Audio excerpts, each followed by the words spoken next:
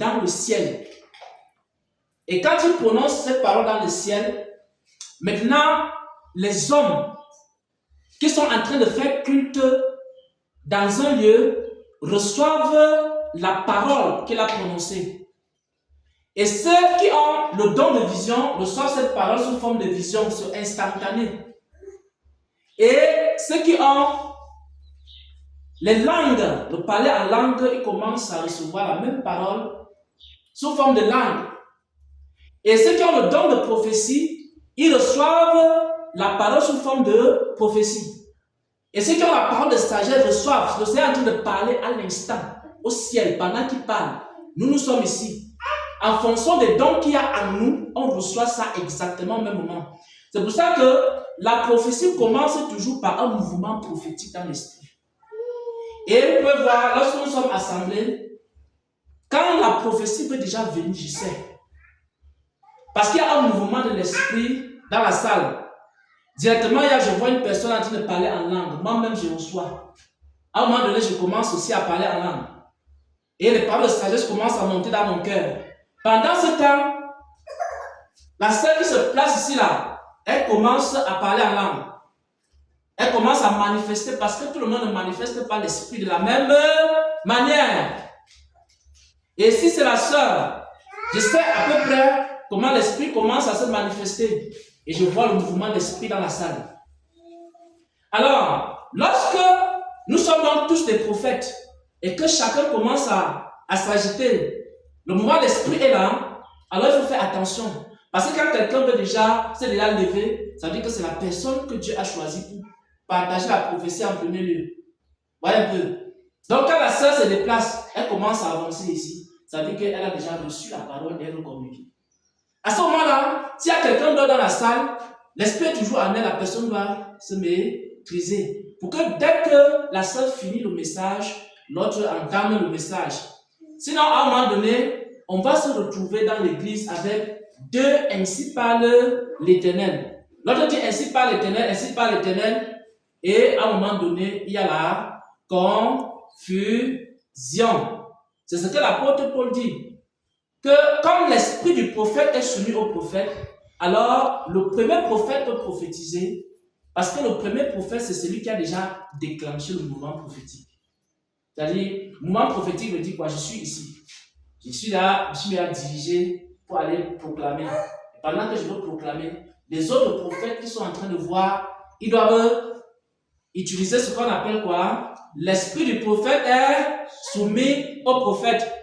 Et pendant que la prophétie est déclenchée ici chez la sœur, alors la prophétesse qui se trouve ici en train de chanter, elle aussi, elle se maîtrise. Et le Seigneur lui donne la maîtrise.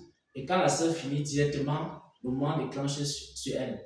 Et c'est comme ça que même si nous sommes 10, même si nous sommes 20 prophètes dans la salle, on va prophétiser sans qu'il y ait une collision.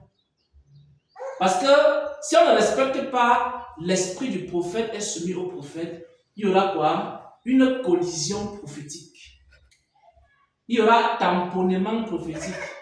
Il y aura deux voitures qui vont entrer en collision. Il y aura deux ainsi par l'Éternel. Il y a un ainsi par l'Éternel qui va s'énerver, va dire que non.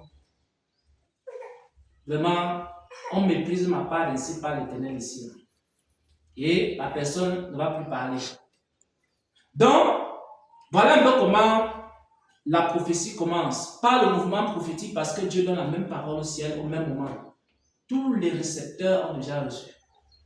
Tous ceux qui ont la réception ici ont reçu. Si tu as le don de vision, tu vas voir. Si tu as le don de parole de sagesse, tu vas entendre. Mais maintenant, il faut seulement que ceux qui ont reçu, qu'ils observent la salle. Quand ça n'est pas encore vraiment déclenché sur toi, tu attends. Et pendant que l'autre parle qui finit, maintenant tu parles. La deuxième chose, c'est que la prophétie a un début et elle a aussi une fin. Quand la prophétie commence, il y a souvent une présentation. Souvent, le Seigneur se présente. Et à la fin, il y a la conclusion. La prophétie, c'est comme une lettre que Dieu vous envoie. Quand il vous envoie la lettre, il se présente. Et quand il finit de parler, il signe. Il dit que c'est moi qui vous ai parlé et ça s'arrête là. Et c'est à partir de là qu'on sait que la prophétie est terminée. Parce que si la prophétie, à la fin, il n'y a pas la signature, déjà, on continue à attendre les mots qui arrivent. Si ça ne vient pas, on est un peu perdu. Ouais, un peu. Donc, la prophétie, elle s'annonce d'abord. Le Seigneur se présente. Il y a certaines personnes, c'est ainsi par l'Éternel. Donc, on commence à parler.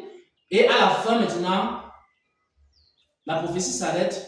Et même si tu n'as pas reçu une parole pour arrêter la prophétie, toi-même, tu peux dire que bon, puisque tu sais que tu ne reçois plus rien, tu peux dire que, dis-le, Seigneur, moi, par exemple, quand la prophétie commence sur moi, je commence à parler. Donc je peux dire ainsi parle le Seigneur, ainsi parle l'Éternel, ainsi dit le Seigneur à son peuple. Alors maintenant, quand je termine, je peux dire au nom de Jésus, j'ai ainsi partagé sa parole. Ou alors je peux dire ainsi a parlé le Seigneur. Donc ça fait que la prophétie, elle a un début, elle a une fin. Et à la fin, c'est la signature. Que c'est terminé, le message est terminé. Donc voilà un peu quelques enseignements sur le don de prophétie et comment on l'exerce dans l'Église. La première chose, c'est que l'esprit du prophète est soumis au prophète pour qu'il n'y ait pas de collision prophétique et pour que deux prophètes ne prophétisent pas au même moment. Mais vous pouvez déjà savoir qu'il y aura prophétie, c'est très simple dans l'Église. Quand la prophétie arrive, il y a toujours un mouvement dans la salle, il y a les parler en langue, ça commence à aller dans tous les sens. Vous savez que les gens sont en train de recevoir l'esprit. Et quand c'est comme ça, si vous voulez enregistrer ce que le Seigneur dit, il faut déjà apprêter déjà les caméras parce qu'il y aura forcément une parole qui va sortir. Ensuite, l'esprit du prophète est soumis au prophète et enfin, en ce qui concerne la prophétie, elle a un début, elle a une fin. À la fin, c'est la signature. Et quand c'est signé comme ça, les serviteurs de Dieu, bien les gens qui doivent continuer peuvent. C'est même un signal pour les autres prophètes. Parce que si par exemple, il y avait 3 prophètes qui devaient prophétiser successivement sur le message, parce que le Seigneur peut commencer par une première personne, elle continue sur la deuxième personne. Quand la première personne a déjà dit ainsi a parlé le Seigneur, elle a donné le signal pour que la deuxième personne déclenche. Elle ouvre seulement la bouche, les paroles vont sortir. La deuxième personne, quand elle va aussi conclure, directement elle donne un signal. Le signal c'est pour tout le monde, même pour l'Église. On sait que la prophétie est terminée. Et là maintenant, on sait que c'est la 3e personne jusqu'à ce que la prophétie, tous les prophètes ont prophétisé successivement. Et chacun a commencé par un début et une fin. Voilà ce que je voulais partager sur le don de prophétie.